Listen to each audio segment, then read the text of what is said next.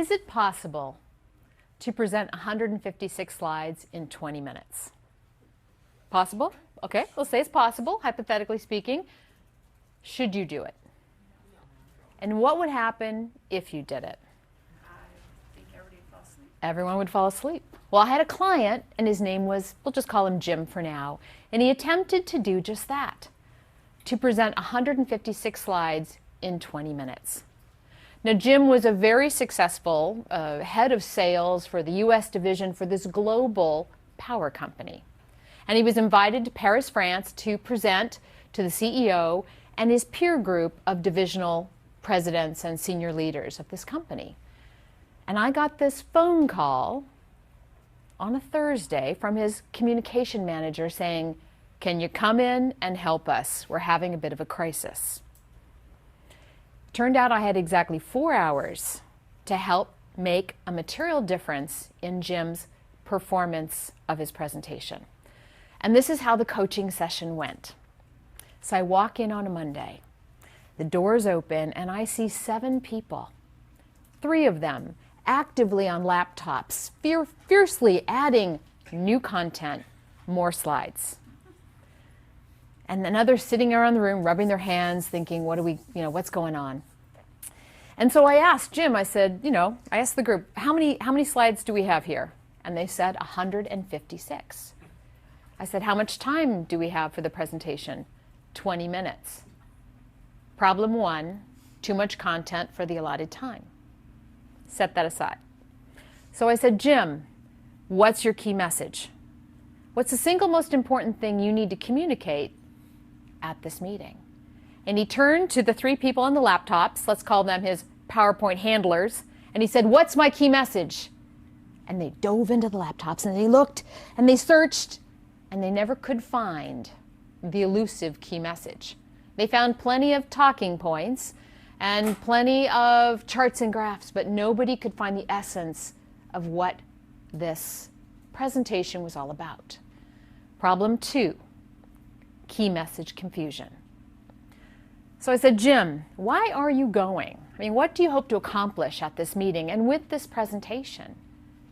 And he said in his group, he said out loud, I just don't want to get fired. Worse yet, I don't want to come home with action items my team can't possibly implement. Problem 3, negative objective. And then it happened. Jim uttered the words that go through all of our heads, but we've been trained not to say out loud. He said, I'm a fake, I'm a phony, I have no business giving this presentation. Problem 4, pretty obvious.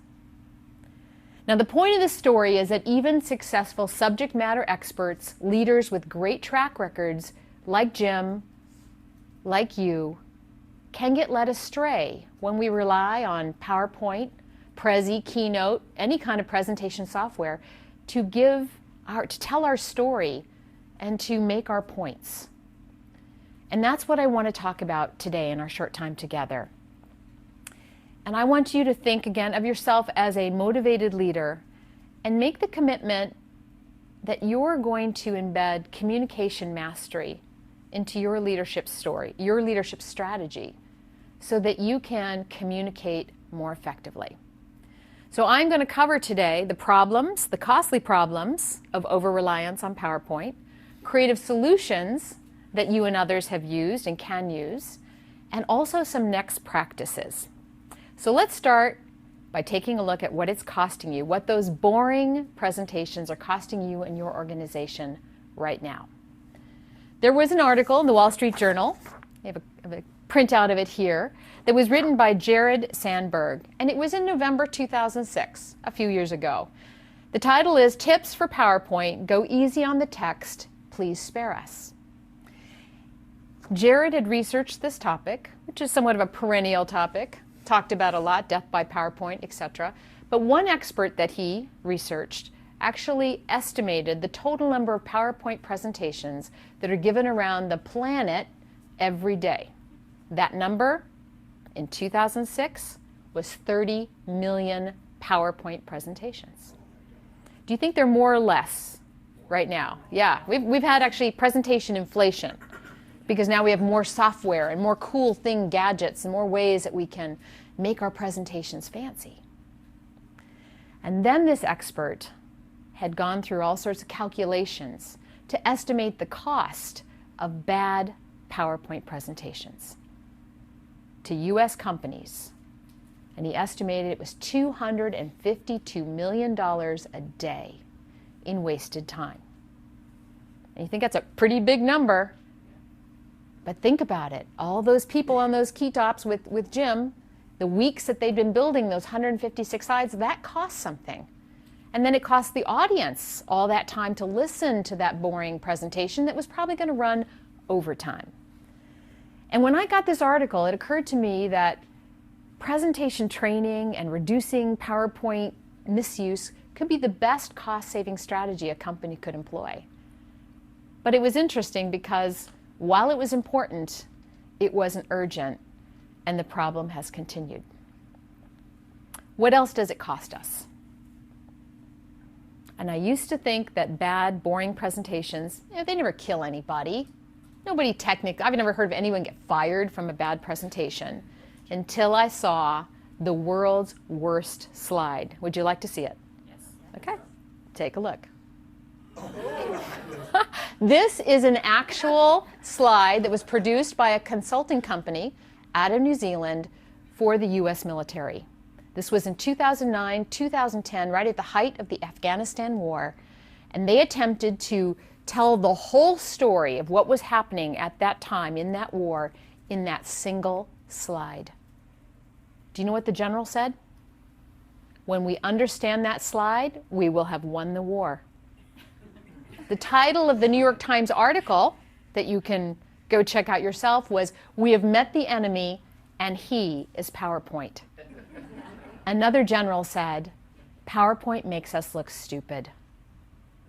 And finally, another leader said he likened PowerPoint to an internal threat and commented that some problems and issues cannot be bulletizable. So I can no longer say that PowerPoint actually doesn't kill people, because confusing, misleading information presented in critical situations can have a costly impact. Now you might be thinking, I know where she's going with this. She's going to actually suggest to me that we not use any PowerPoint ever again. And if I had dared to say that to any of my clients, be it Lego, Webster Bank, Sikorsky Aircraft, they would kick me out the door because it has become embedded in the culture. So if we can't get rid of it, how do we use it in a more creative, effective way? I'm going to tell you two stories of two real clients who have found a way. My first client, his name is Phil. He works for a technology company, and Phil was chief operating officer, and he had worked there for 20 years and was highly respected. They were grooming him for his next position, so they hired him an executive coach, and they hired him an executive presentation coach, and that's where I got to work with Phil. And Phil, when he became president, had his first big meeting. They had opened up a new plant, and as was their tradition, they flew all their leaders out to the new plant to tour, to meet the people, and then they would have a 2 to 3 day strategy session while they were all gathered. Nice hotel, good meetings, yeah, let's add some alcohol and beverages on the bill, it's all good. You know what that tab looked like. That was a costly meeting. But Phil knew it was his first leadership presidential introduction, and he wanted to do things differently. So he changed the rules. Here's what he did. He said, "My senior leaders, you get 10 minutes to speak, and you can show 2 slides. My junior emerging leaders, you get 5 minutes to speak, and you can show 1 slide. And oh, by the way, we're not going to have any PowerPoint at this meeting. Your slides will be bound in a reference book that everyone will get and be able to keep, and we'll be able to see all the data at this level, not that level, so we can actually see what's on the slide." Now, what was remarkable about Phil's meeting is he got it done in half a day. He took a 3-day, costly, boring meeting conference, and he collapsed it into a transparent, high engagement, discussional, half-day meeting with his senior leaders. And I think that is a tremendous way to think about how you as a business leader can use communication, presentation to engage your team, your customers, your prospects, and motivate them to action and get everyone moving forward. You can change the rules. Now, one other example is a gentleman named Ted. Ted is a dean of a university, but not in a public setting, in a corporate setting. So he works for the Aetna, and he's dean of Aetna University. So he sets all the leadership training programs, the courses. They run their own university at that organization. Now, Ted is also my next door neighbor. And Ted is my unofficial business coach. He's also my unofficial editor of both my books, and I get my own TED Talks. He says, when you want to learn how to make money, come talk to me. So Ted, I had him look over my manuscript for my book, Stop Global Boring. And he added huge value in just 2 hours of time on how to structure this, how to make it more readable, more meaningful. But there was one idea in the book that caught his eye. And it was this idea of going PowerPoint free, taking the PowerPoint free challenge. He said, what's that all about? What do you mean? Like not use PowerPoint? And I said, yes, Ted, just the next presentation, find another way. Tell stories, use quotes, use props, engage people, don't bore people. Just once. I mean, what do you got to lose?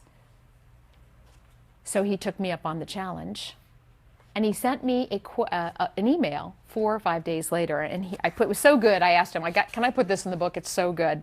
So here's what Ted said. Thank you for challenging me to drop the PowerPoint.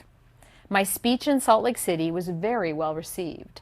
They loved the stories, the exercises, and no slides. Another example of someone who's found a creative way to communicate and deliver a message without relying on technical crutches. So we've covered the problems, and they are costly. We've covered some real examples of what people have done to have creative solutions. I now want to talk about the next practices. You've heard of best practices, and we certainly all know about the old practices, but these are what's coming next. I have 2 for you. The first one is, whenever you begin your presentation preparation, do not open up the computer. Do not open up any software. Do not start there.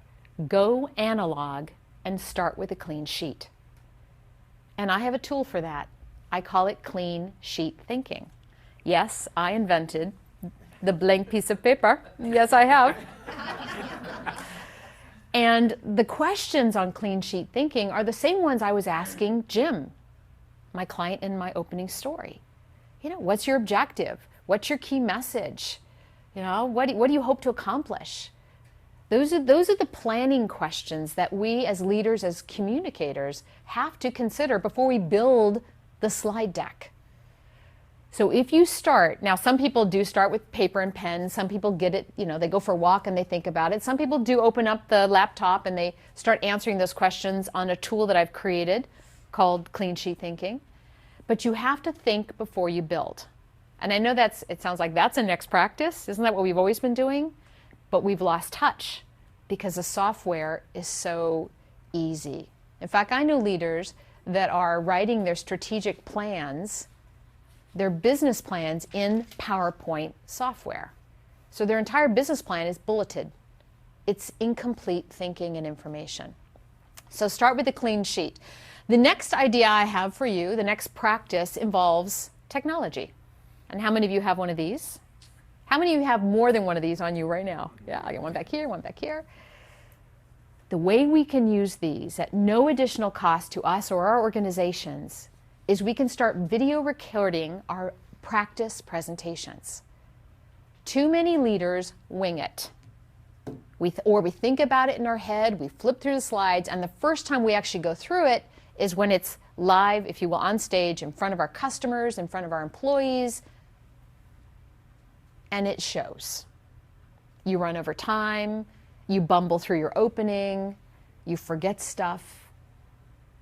You haven't practiced. So think about any great athlete. What do they do after the game, before the game? All right, let's run that play again. Let's take a look what you did. Now you needed to go over. They review their game film. and they learn from their past mistakes and their past successes, and they plan their strategy. Game film.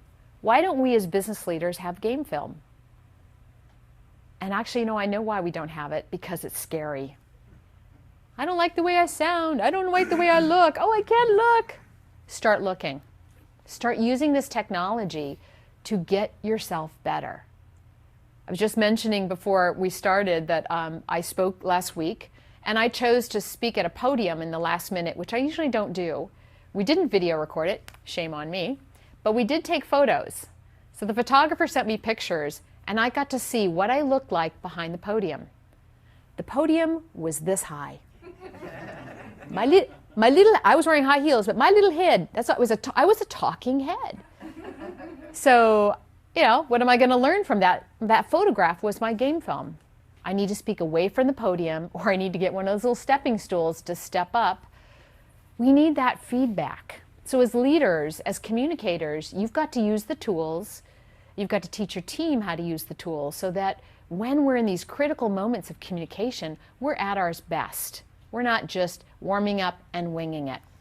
So those are two best practices. Start with a clean sheet, go analog, especially at the beginning, and use technology to audio and video record yourself. I want to leave you with a quote and a reminder that friends don't let friends be boring. And motivated leaders do not tolerate boring presentations, not in themselves and not from their colleagues. It is up to you, each one of you, to stop global boring. And you start with yourself.